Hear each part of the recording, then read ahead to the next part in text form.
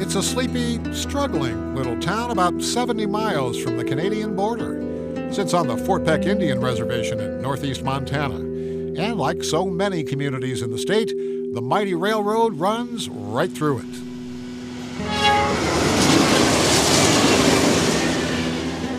Poplar, Montana. Population, about 800.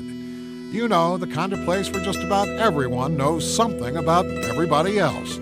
And just about everyone knew this young woman, Kimberly Ann Nees, a pretty girl getting ready to turn 18. In 1979, she was the valedictorian of her graduating class at Poplar High. Family members say she had some big plans. Seems she wanted to spread her wings and fly to Missoula to attend the University of Montana.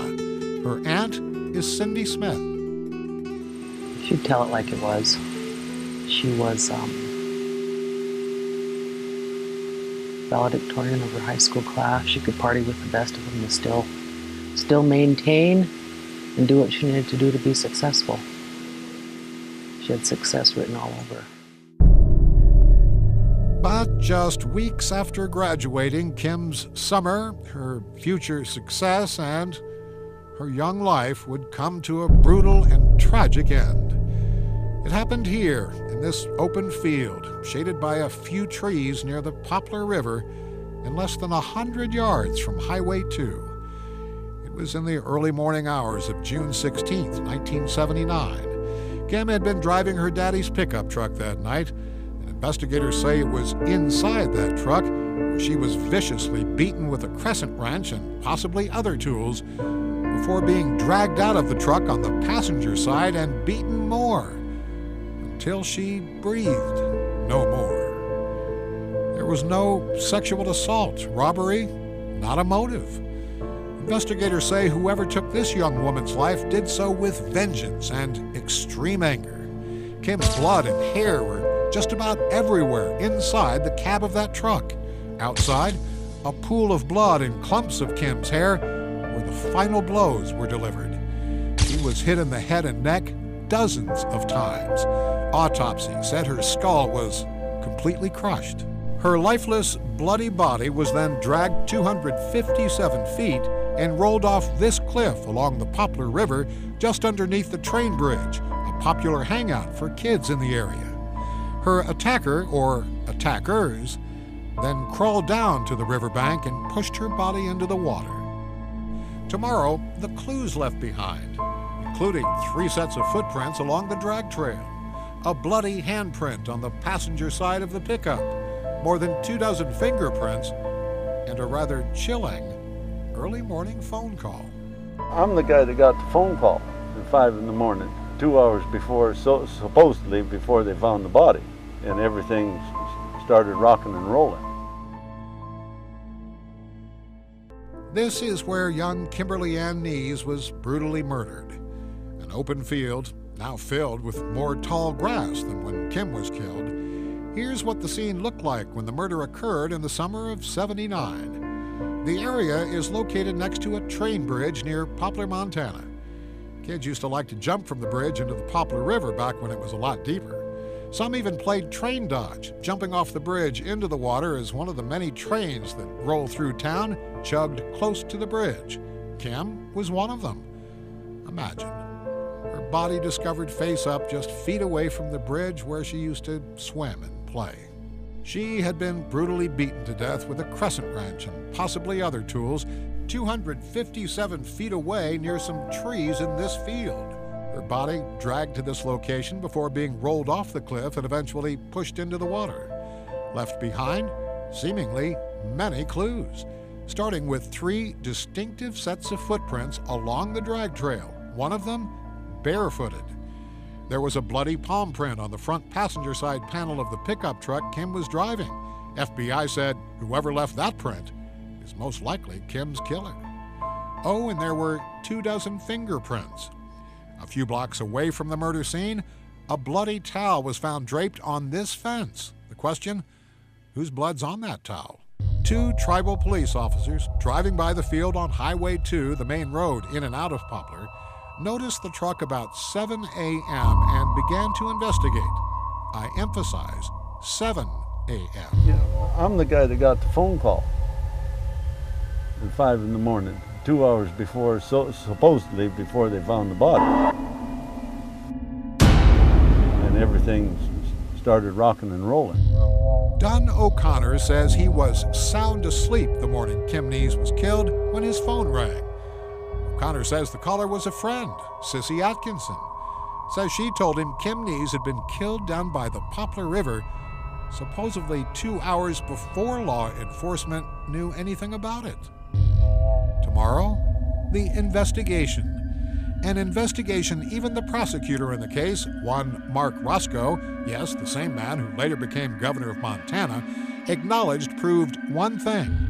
Not a single clue left behind would point the finger of guilt at anyone. And there's an alarming reason why.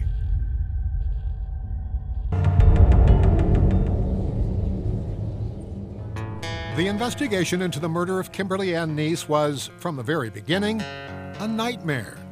Poplar Police, the FBI, Roosevelt County Sheriff's Office, the Bureau of Indian Affairs, and tribal police were all involved. And in 1979, it seems those investigators managed to corrupt the entire crime scene, destroy key evidence, and render additional evidence useless. Even the Roosevelt County Sheriff admitted scientific evidence was contaminated, evidence mishandled, improper law enforcement procedures occurred, a lot of mistakes made in the investigation, no one in charge at the crime scene. Much of the evidence went unprotected. Footprint evidence improperly handled, photographs taken inadequate. Early on, there were 12 suspects, and the more than 24 fingerprints collected at the crime scene either didn't or couldn't match a one. And then, as in all small towns, the rumors began. Maybe it was her boyfriend, Greg Norgard. He was the prime suspect from the very beginning. He was dating Kim Nees at the time of her murder. In fact, he says he took her out the night before she was killed to the drive-in movies. He says he got her home about midnight, went back out to the American Legion Club for more drinks. Says he got home about 2 o'clock in the morning, and when he didn't see Kim's truck in her driveway, went back out looking for her but couldn't find her. Greg Norgard declined to be interviewed. Also, Billy McClammy, she was Kim's best friend at the time. She's now Greg Norgard's wife. She also said no to an interview request. And then there were rumors about 3 girls, one of whom was said to have been jealous and angry after Kim had gone out with the father of her child the night before the murder. Those rumors intensified after the local paper reported this man, Stevie Grayhawk, the father of one of the 3 girls under suspicion, allegedly broke into the police evidence room a day or 2 after the murder. Grayhawk was a policeman at the time in Poplar. Well, how did, since you live here, you must know, how did the thing get started that you broke into the evidence room? That is what I'd like to know. That is the part I want to find out who the hell said it. Because if I find out whoever said it, first I'll go to court with whoever said it. I would love to go to court with that person to make him prove every bit of it. Put him on lie detector. Put him there to take him out. Because I'd like to know it too. Because when I saw it in that paper, I read it, I was shocked. Stevie Grayhawk never sued anyone for saying he broke into the police evidence room, including the local newspaper that reported it. Sissy Atkinson was also investigated as a possible suspect. She has always claimed she was in bed at 11 p.m., hours before Kim was killed. But remember Dunn O'Connor, who said Sissy called him at 5 a.m., 2 hours before police knew anything about the murder? She told me that they found Kim Nees's body down by the train bridge. She's dead.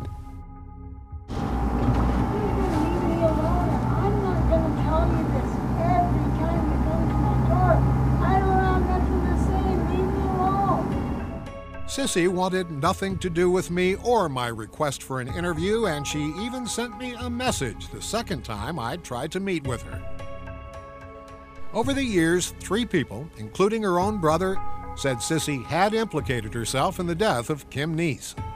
Joanne Jackson is another member of those 3 girls investigated by police. She told Dateline the same story Sissy had. She was in bed that murderous night at 11 o'clock. And this woman, Jordis Ferguson, was investigated as a possible witness to Kim's murder. She ran as fast as she could the moment I asked her if she would agree to an interview. So, in large part, because of law enforcement mistakes, a crime scene seemingly so rich in clues is rendered clueless, and the search for Kim's killer goes stone cold. But almost 4 years later, a shocking development. That story tomorrow only on the KULR 8 News at 10.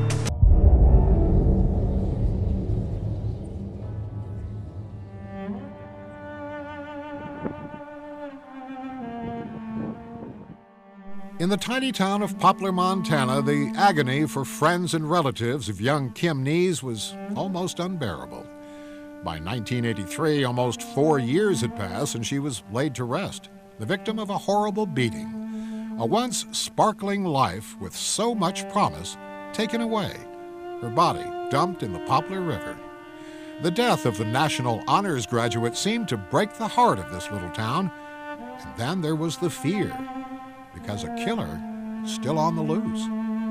2 of the suspects, who lived just doors down from Kim Nees along this quiet street, had apparently been cleared, including her boyfriend, Greg Norgard, who lived in this house, and Barry Beach, who lived just a few more houses away on the same side of the street. Oh, there were lots of rumors, but no suspect, no one behind bars. Until a shocking development 1,700 miles away in Monroe, Louisiana.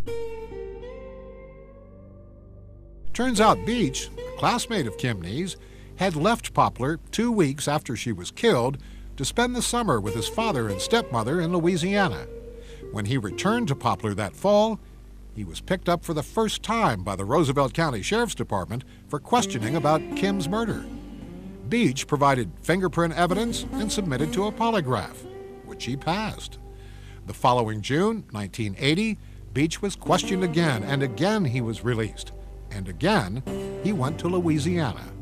But this time, in January of 1983, Beach found himself in the custody of Monroe, Louisiana authorities.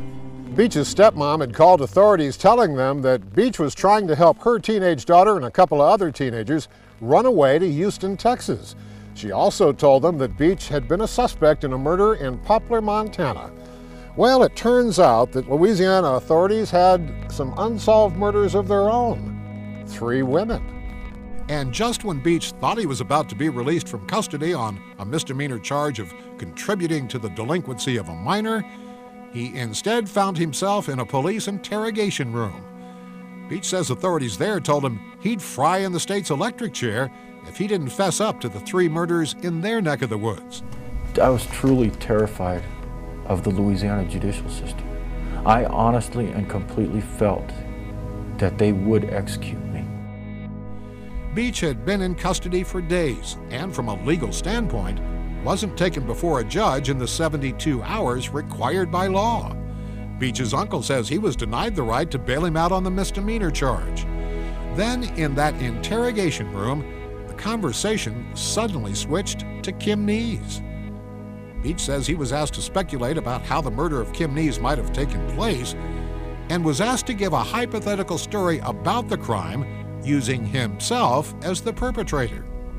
Says he also heard the detective say if he'd just confessed to killing her, they'd help him prove his innocence in Montana. So, he did. Tomorrow, what Beach told Louisiana authorities about why he killed Kim Nees and how he did it.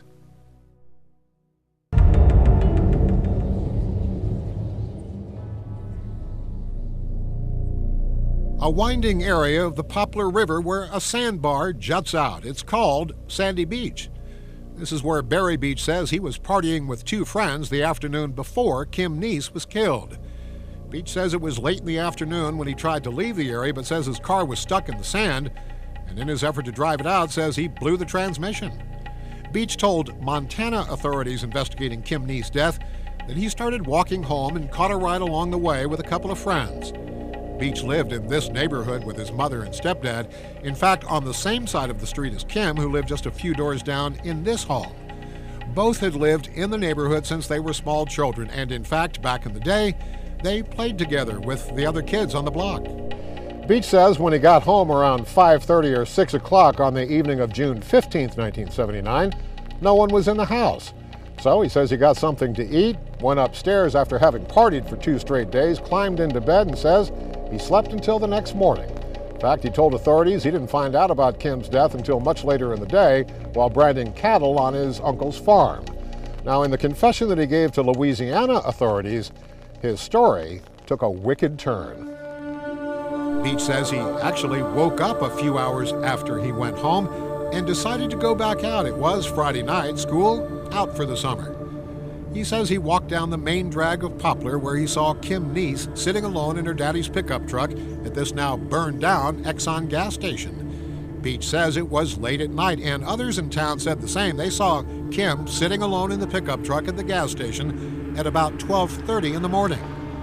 Beach says they talked. He got in her truck, and they drove around for a while, ending up near the Poplar River where he says they parked.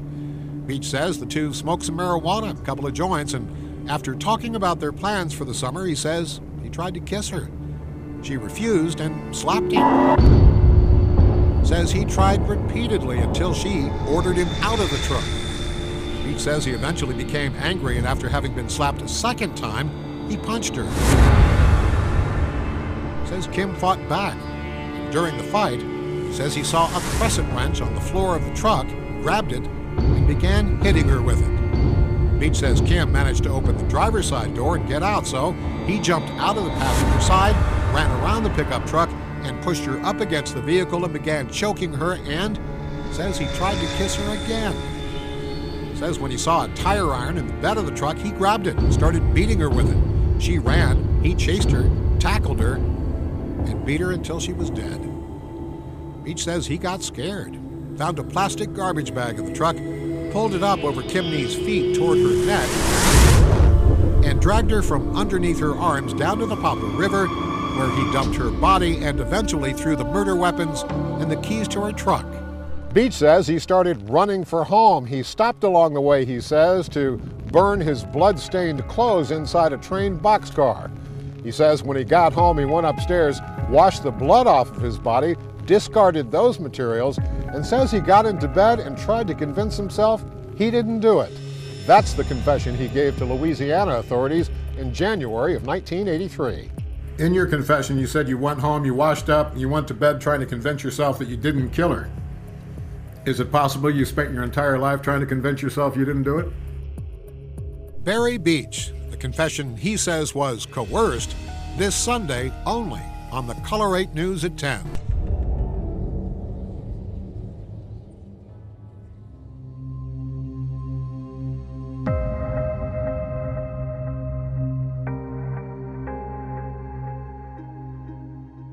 In your confession, you said you went home, you washed up, and you went to bed trying to convince yourself that you didn't kill her.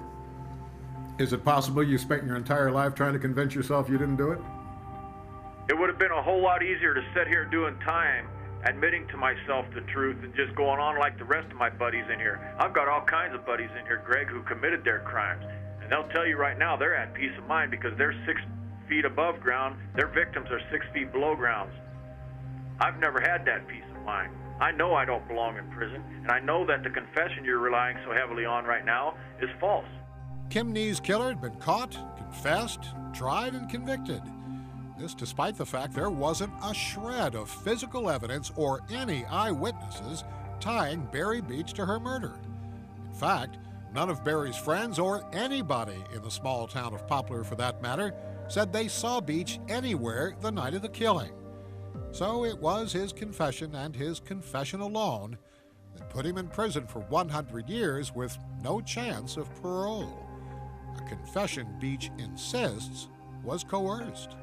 If you follow Barry Beach's story, he says when he became so afraid of dying in Louisiana's electric chair, he lied, told the biggest lie of his life, told investigators he's the one who beat Kim Nees to death. He even gave a detailed description of how he says he did it.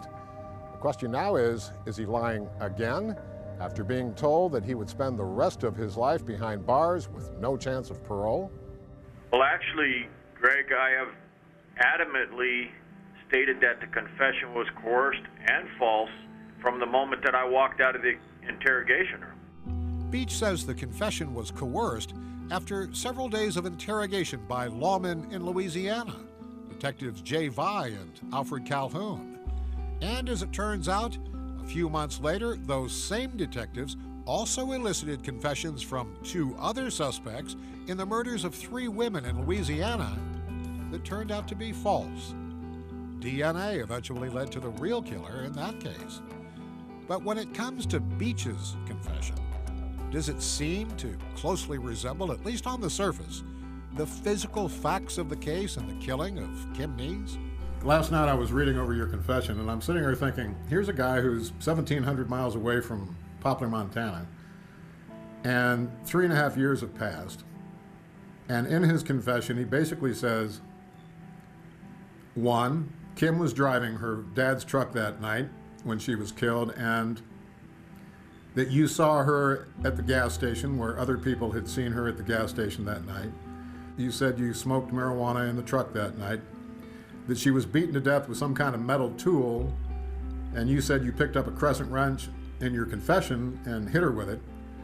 The fact that she was dragged to the river, that's part of your confession, and in fact she was dragged to the river. The fact that her car keys and the murder weapons were missing, and you said you took the car keys and threw them in the river along with the murder weapons. You'd have to say that to an outsider looking at a confession like that based on the physical facts of the case comes pretty close. Not at all. Everything you just stated was common knowledge around Poplar, Montana, and especially around high school. Kim always sat at the Exxon station along with her age group. That was their parking lot of choice. My friend's parking lot of choice was the Conoco gas station 2 blocks down the street. We all had a different area of town where we parked and parked consistently. Everybody smoked marijuana. Everybody was talking about the crime scene even as early as the very next day. There were a lot of facts about the crime scene that were well known. You have to, if you're going to start judging the confession and you're going to start judging its accuracy and compared to what I say, then you need to go back to the 9 points that were identified by Sheriff Dean Malum as being issues that only the killer would know. Nothing that you just mentioned are listed in those 9 points. Tomorrow, only on KULR 8, a woman comes forward, a witness, who tells a judge she spent a lifetime holding on to a childhood secret. A revelation that, for a time, dramatically changed Barry Beach's life.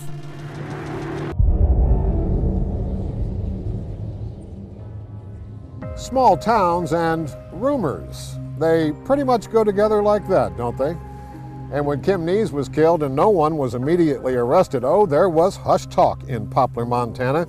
In fact, most of those whispers suggested 3 girls were responsible for killing Kim. Seems Kim had gone out with a boy the night before who was the father of the child of one of those 3 girls.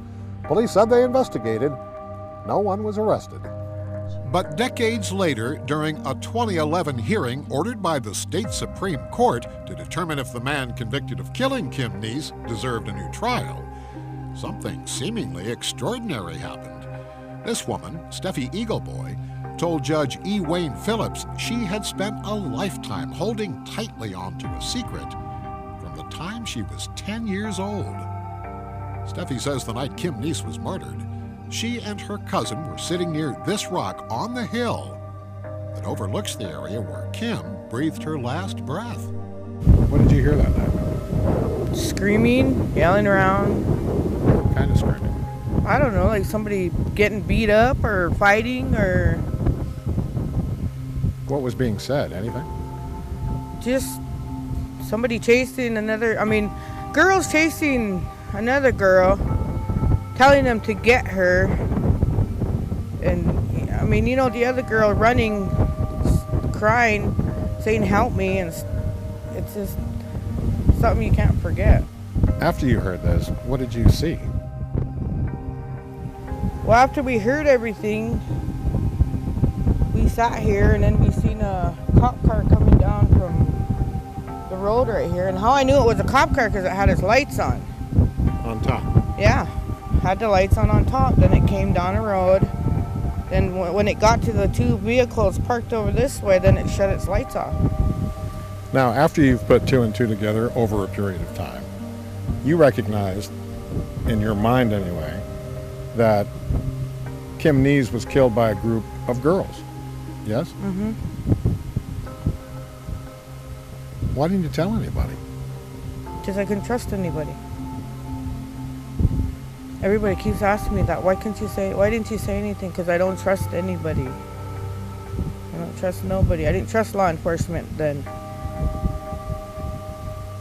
Well, if your version of what happened is true, there's an innocent guy sitting in prison. Yes, there is. And it is true. Those girls are the ones that did it, not Barry. And I know that because I heard it. Barry didn't do it. Those girls did it. A tightly held secret out of fear of law enforcement, and she says, a fear of those girls. Do you feel like a burden has been lifted now that you've been able to at least say what you heard that night? Yeah. I felt a relief. Big relief. But it's not over yet. Till he gets out. Then I'll feel a lot more better. Judge Phillips cited Steffi's testimony as a major reason for his decision to order a new trial for Barry Beach. He also freed Beach on his own recognizance. Beach came to Billings, where he lived and worked in construction for 18 months. But the state Supreme Court, the same court that appointed Judge Phillips, overturned his decision following an appeal by the Attorney General's office, and Beach was returned to prison, where he sits today. There are some very high-profile supporters calling for Beach's release, including U.S. Senator John Tester, former Montana Governor Brian Schweitzer, former U.S. Senator Conrad Burns, and former Lieutenant Governor John Bollinger. So, who killed Kim Nees? At the end of the day, it will very likely turn out only the killer and Kim will know the truth, and the rumors in Poplar, well, they will never be hushed.